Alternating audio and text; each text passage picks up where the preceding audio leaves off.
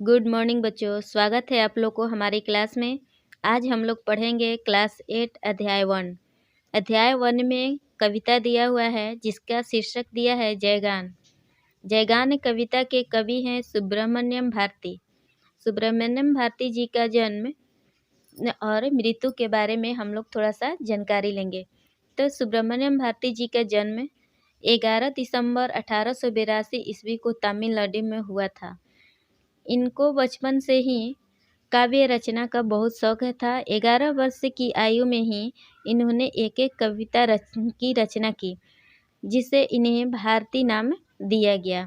इसके पहले इनका नाम सुब्रमण्यम था, बाद में भारती नाम जुड़ गया, तो उस दिन से इनका नाम सुब्रमण्यम भारती हो गया। इनकी मृत्यु 11 सितंबर 1921 ईस्वी में हुआ था। देखिए, इनका जन्म जो है 11 दिसंबर और मृत्यु 11 सितंबर, मतलब कि डेट मिल रहा है। अब इस कविता में कवि हम लोगों को यह बताना चाहते हैं कि हम अपने देश का गुणगान करेंगे, जिससे हमारा सारा दुख दूर हो जाएगा। हम अपने देश का जैसे ही गुणगान करेंगे तो हमारा सारा देश दुख के द्वेष और दुख क्या हो जाएगा, खत्म हो जाएगा, मिट जाएगा, दूर हो जाएगा। कहते हैं कि फिर ऐसा देश जिसका मुकुट संसार का सर्वश्रेष्ठ पर्वत है, मतलब कि हिमालय पर्वत जो है हमारे देश का सब विश्व में सबसे ऊंचा पर्वत है हिमालय पर्वत। तो हमारे देश का क्या है, मुकुट है, ताज है, और जिसके चरण को हमेशा सागर तल, मतलब सागर तल यानी कि सतत, मतलब हमेशा पखारते रहती है, यानी कि धोते रहती है। हमारे देश के जो दक्षिण दिशा में हिंद महासागर है, वो क्या करती है, भारत माता के चरणों को हमेशा धोती रहती है, पखारती रहती है। तो भला वहाँ के वासी दुखी कैसे रह सकते हैं, वहाँ के नागरिक कैसे दुखी रह सकते हैं, यही सब इस कविता में कवि बताना चाहते हैं।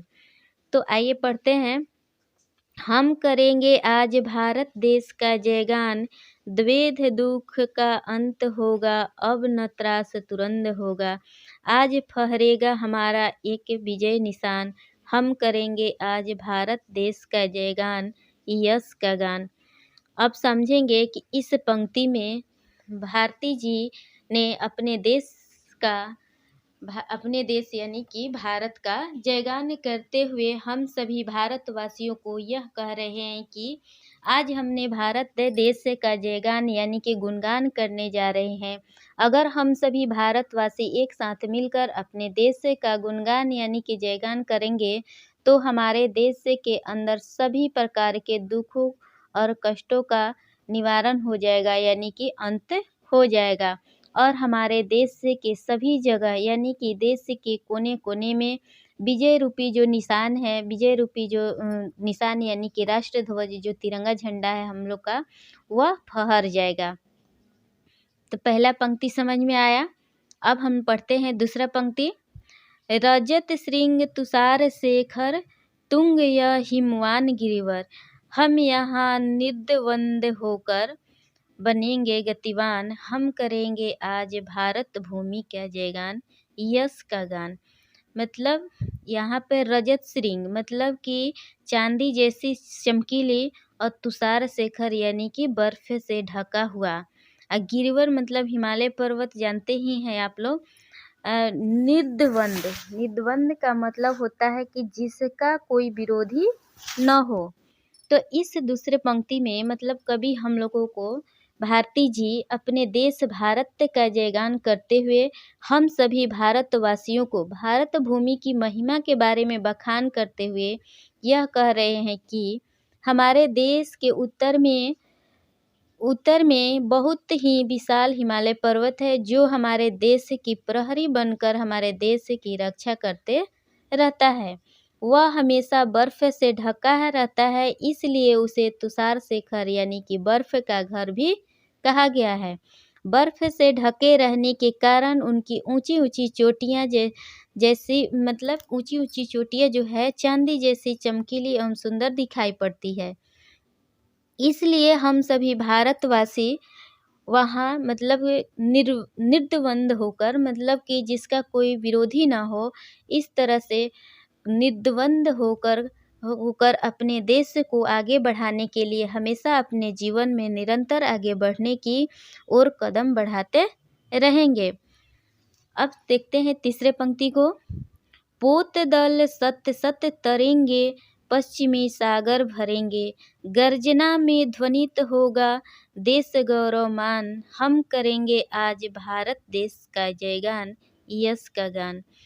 इस पंक्ति में कवि का कहने का यह अभिप्राय है कि हमारे देश की नौका दल 100 की संख्या में तैरेंगे, जिससे पश्चिमी सागर भर जाएंगे एवं उसकी गर्जना से हमारे देश गौरवमान्य होगा, गुंजवान होगा।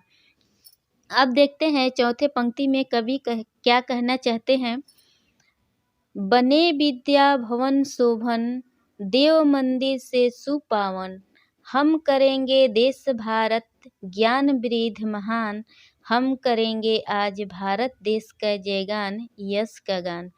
इस पंक्ति में कवि यह कहना चाहते हैं कि यानी कि भारती जी अपने देश भारत का जयगान करते हुए हम सभी भारतवासियों को यह बताना चाह रहे हैं कि हम अपने देश के विद्या भवनों को, यानी कि विद्या भवन यानी कि क्या, विद्यालयों को देवताओं के मंदिर से भी सुंदर एवं पवित्र बनाकर अपने देश को ज्ञान से